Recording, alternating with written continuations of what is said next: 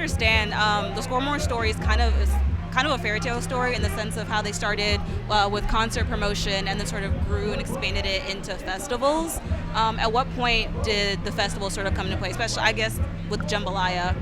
I think, I don't want to speak on behalf of anybody in ScoreMore, but I think that there was always a goal to do a festival. There was always a dream to do a festival. And it kind of turned into JMBLYA 1, which was Houston, Dallas, and Austin. And so it turned into JMBLYA 1 and took a stab at it. It was cool. Did JMBLYA 2, then 3, then 4, then 5, and now I think we're on 6. Nice. So, and we're back in Houston. So, yeah, for sure. It's always been part of the plan.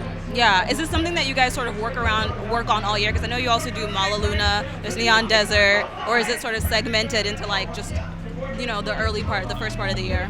Well, I mean, like in 3 weeks we have Neon Desert in El Paso. So they kind of all overlap. I think now we have 1, 2, 3, 4, 5, 6 festivals. And so you kind of overlap them all and work on them all year. Because one might announce in December that doesn't happen until, April, So you just kind of, you work on them all year and you do the best you can. Yeah, nice. And as a concert promotions group, how important is it for you all to sort of stay up to date with trends in music and the transformations? Because I feel like the music industry is one of the most rapidly changing and evolving industries. And so, I mean, how do you guys sort of stay tapped in, especially with like artists that are coming up and knowing which musicians that your audience wants to see at the shows and at the festivals?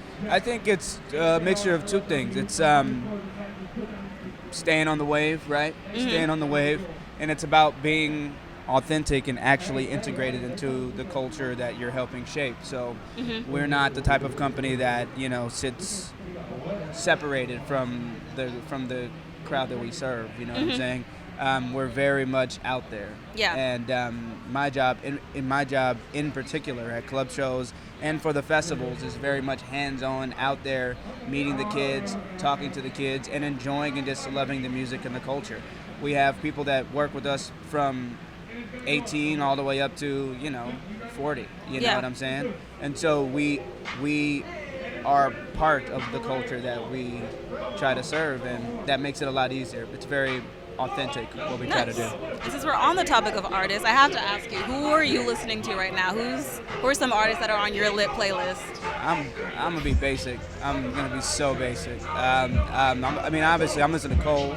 Yes. I mean, you have a favorite song on KOD? Mad basic. I'm still basic. Is it KOD? Nah. It's either 1985. Obviously, that's a classic. It's a classic like Ether, you know what I'm saying, and then or Boom Boom Boom Boom Boom. Oh man, 1985 or I forgot what it's called. I forgot what it's called, but no. Yeah, KOD. You're listening to Cole right now. 1985. Yeah. Yes. So I guess it's safe to say Cole is the person you're excited to see later on today. Oh, Cole. I mean, T.I. Really. That was, by the way, how did you guys handle the last minute switch up with the lineup?